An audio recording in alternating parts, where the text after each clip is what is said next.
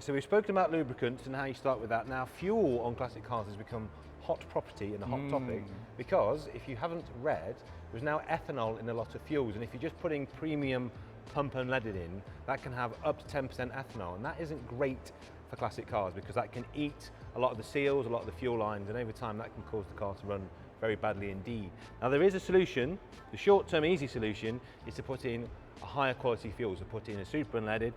Certain brands like Esso, we were talking earlier, some of their pumps don't even have any ethanol in at all. But if you want a safeguard, if you're out and about and you don't know, I have been using this for years. This is Valvemaster. Now when cars went to unleaded, a lot of old classic cars can't have unleaded on old cylinder heads because basically the lack of lead starts to erode around all the vital components. So what Valvemaster used to do in the old days was basically replace the missing lead in the petrol. Now it's become a bit more clever than that in light of the ethanol. Absolutely. So tell me about this. So this is Valvemaster Plus. What does the Plus mean? Plus. Well, the Plus is designed.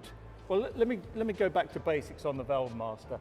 Basically, if you have this little measure in the top there, and it's up to 25 millilitres. So for every litre of fuel you put in, you put 1 milliliter of Valvemaster Plus. So it's a very, very thin concentration that you have of the product in there. It feels like a home shopping channel now, have you noticed? It does a bit, yeah. It's like the QVC we have this, today. Doesn't it? Yeah. So yeah. So I present it like this? I think that's what they do on QVC, isn't it? It's a damned attractive bottle, but Yeah. let's not dwell on that too much. Yeah. It's what it does inside. So, as Paul says, you can get varying degrees of ethanol in fuel. If you're using most base pump fuels, and I do recommend that you use a brand such as Esso, Shell, BP, any of those, but try and avoid the supermarket ones because there are horror stories, not running them down too much, but basically there are stories and rumours that you can avoid just by using the main manufacturers. Is it all right for a BP man to recommend Esso? Is that okay? Well, it is, because let's face it, when we're out and about, we want to use the best fuel for That's very true. And I think you know, the best thing is to recommend fuels that are going to do the job on an older car, and I think BP would forgive But the us whole for point that. of this is, and this is why I have it in all my old cars, is because if you don't have access to the fuel you want to put in and you have to put some ethanol-based fuel, this basically neutralises all the horrible corrosive stuff, doesn't it? Yes, and it's going to protect you against the corrosion which is going to be going through the fuel lines. And then when it gets to the carburettor, you've got felt in the carburettors, you've got fibre in them, you've got various rubber compounds for doing different jobs, which is going to seek to protect you from, in a big way, the valve seat recession product is called phosphorus, and that will actually protect the valve seat. But lots of classic cars have had them changed over to hardened exhaust valve seats, so they don't really need that. However, it will smooth out the running and help even if you have got valve seats hardened in your car. But if you haven't, then you really do need this to prevent that damage happening. So from there on in, the plus angle of it is that it has also the ether guard. Now with a normal pump fuel, it's E10.